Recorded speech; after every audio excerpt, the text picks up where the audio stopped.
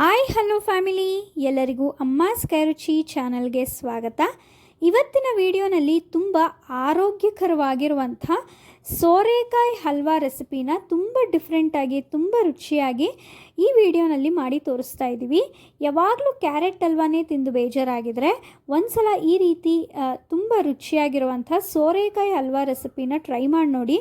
ಹಾಗೆ ಸೋರೆಕಾಯಿಯಿಂದ ನಮ್ಮ ದೇಹಕ್ಕೆ ತುಂಬ ಉಪಯೋಗಕರವಾಗಿರುವಂಥ ಆರೋಗ್ಯಕರವಾಗಿರುವಂಥ ಅಂಶಗಳಿವೆ. ಇದು ನಮ್ಮ ಹೃದಯಕ್ಕಾಗಿರ್ಬೋದು ಅಥವಾ ಡೈಜೆಷನ್ ಸಿಸ್ಟಮ್ಗೆ, ನಮ್ಮ ಸ್ಕಿನ್ಗೆ ತುಂಬ ಉಪಯೋಗವಾಗುವಂಥ ಒಂದು ತರಕಾರಿ. ಹಾಗೆ ಇದರಲ್ಲಿ ತುಂಬ ರುಚಿಯಾಗಿರುವಂಥ ಒಂದು ಸ್ವೀಟ್ ರೆಸಿಪಿನ ಮಾಡಿ ತೋರಿಸ್ತಾ ಇದ್ದೀವಿ. ಈ ಒಂದು ರೆಸಿಪಿಗೆ ಏನೆಲ್ಲ ಬೇಕು ನೋಡ್ಕೊಂಬರೋಣ. ಇಲ್ಲಿ ನಾವು 2 ಸೋರೆಕಾಯಿನ ಬಳಸ್ತಾ ಇದ್ದೀವಿ. ನೋಡಿ, ಸೋರೆಕಾಯಿ ಅಂದರೆ ಗೊತ್ತಿಲ್ಲದೆ ಇರೋರಿಗೆ ಸೋರೆಕಾಯಿ ಅಂದರೆ ಈ ರೀತಿಯಾಗೆ ಇರುತ್ತೆ. ಸೊ ಇಲ್ಲಿ ನಾವು 2 ಸೋರೆಕಾಯಿನ ಬಳಸ್ತಾ ಇದ್ದೀವಿ. ಈ 2 ಸೋರೆಕಾಯಿನಲ್ಲಿ ಕ್ಲೀನಾಗೆ ಮೇಲ್ಗಡೆ ಇರುವಂಥ ಸಿಪ್ಪೆನೆಲ್ಲ ಹೆರ್ಕೊಂಡು ನೋಡಿ, ಒಳಗಡೆ ಇರುವಂಥ ಬೀಜನೆಲ್ಲ ಈ ರೀತಿ ಕಟ್ ಮಾಡಿಕೊಂಡು ಈ ರೀತಿಯಾಗೆ ಎತ್ತಿಟ್ಕೊಂಡಿದ್ದೀವಿ. ಸೋರೆಕಾಯಿ ಬಲ್ತಿರೋದಾದರೆ ಒಳಗಡೆ ಇರೋವಂಥ ಬೀಜನೆಲ್ಲ ತಕ್ಕೊಳ್ಳಿ, ಇಲ್ಲ ಎಳೆದಾಗಿದ್ದರೆ ಬೀಜ ಸಮೇತ ನೀವು ಹಾಕೋಬೋದು, ತೊಂದರೆ ಇಲ್ಲ. ಸೊ ನೋಡಿ, ಈ ರೀತಿಯಾಗಿ ತುರಿದು ಇಟ್ಕೊಂಡಿದ್ದೀವಿ. ಸಿಪ್ಪೆ ಎಲ್ಲ ತೆಗೆದು ಬೀಜನೆಲ್ಲ ತೆಗೆದು ಈ ರೀತಿ ತುರಿದು ಎತ್ತಿಟ್ಕೊಂಡಿದ್ದೀವಿ. ಈಗ ಒಂದು ಅರ್ಧ ಬಟ್ಲಷ್ಟು ನಾವು ಹಾಲನ್ನು ಬಳಸಿದ್ದೀವಿ. ಹಾಗೆ ಸ್ವಲ್ಪ ಗೋಡಂಬಿ, ದ್ರಾಕ್ಷಿ, ಬಾದಾಮಿ ಈ ಡ್ರೈ ಫ್ರೂಟ್ಸ್ನೆಲ್ಲ ತೊಗೊಂಡಿದ್ದೀವಿ. ನಿಮ್ಮ ಹತ್ರ ಪಿಸ್ತಾ ಇದ್ದರೆ ಪಿಸ್ತಾನೂ ಕೂಡ ಬಳಸ್ಕೋಬೋದು.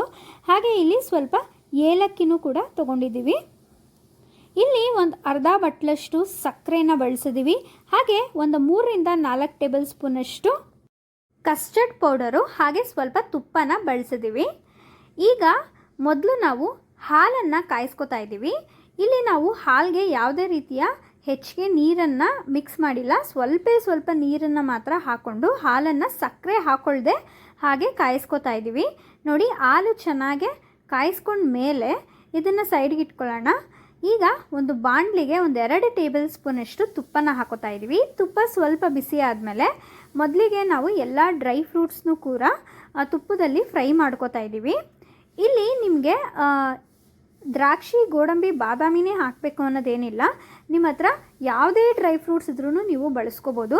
ನಿಮ್ಮ ಹತ್ರ ಖರ್ಜೂರ ಇದ್ದರೂ ಕೂಡ ಖರ್ಜೂರನ ಚಿಕ್ಕದಾಗೆ ಕಟ್ ಮಾಡಿಕೊಂಡು ಹಾಕ್ಕೊಳ್ಳಿ, ರುಚಿನೂ ತುಂಬ ಚೆನ್ನಾಗಿರುತ್ತೆ.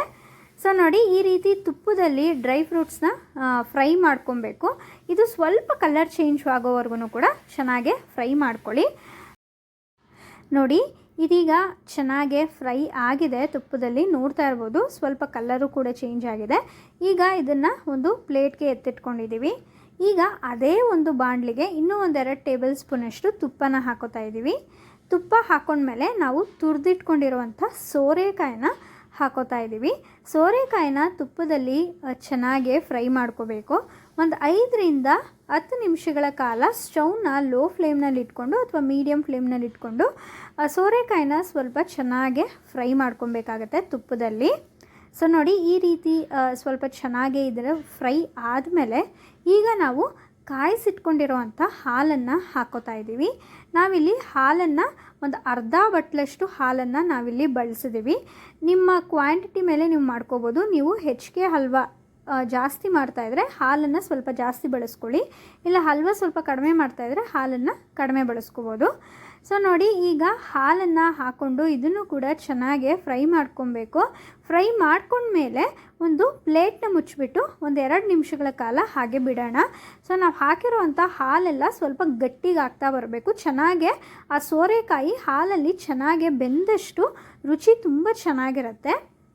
ಈ ರೀತಿ ಒಂದು ತಟ್ಟೆನ ಮುಚ್ಚಿದ ಮೇಲೆ ಒಂದೆರಡು ಸಲ ಆ ತಟ್ಟೆನ ತೆಗೆದು ಸ್ವಲ್ಪ ಫ್ರೈ ಮಾಡ್ತಾಯಿರಿ. ಒಂದೇ ಸಲ ಮುಚ್ಚಿ ಹಾಗೆ ಬಿಟ್ಬಿಟ್ರೆ ಕೆಳಗಡೆ ಎಲ್ಲ ಸ್ವಲ್ಪ ಸೀದೋಗಿರೋ ಥರ ಆಗಿಬಿಡುತ್ತೆ. ಸೊ ನೋಡಿ, ಈ ರೀತಿಯಾಗೆ ಸ್ವಲ್ಪ ನಾವು ಹಾಕಿರುವಂಥ ಹಾಲೆಲ್ಲ ಚೆನ್ನಾಗೆ ಸೋರೆಕಾಯಿ ಹೀರ್ಕೊಂಡು ಚೆನ್ನಾಗಿ ಸ್ವಲ್ಪ ಗಟ್ಟಿಯಾಗಿದೆ. ಈಗ ನಾವಿಲ್ಲಿ ಸಕ್ಕರೆನ ಹಾಕೋತಾ ಇದ್ದೀವಿ. ಸೊ ಸಕ್ಕರೆ ಬಂದ್ಬಿಟ್ಟು ನಿಮ್ಮ ಸ್ವೀಟ್ಗೆ ರುಚಿಗೆ ಅನುಸಾರವಾಗಿ ನೀವು ಸಕ್ಕರೆನ ಹಾಕೋಬೋದು. ನಾವಿಲ್ಲಿ ಒಂದು 1/4 ಬಟ್ಲಷ್ಟು ಸಕ್ಕರೆನ ಹಾಕೋತಾ ಇದ್ದೀವಿ.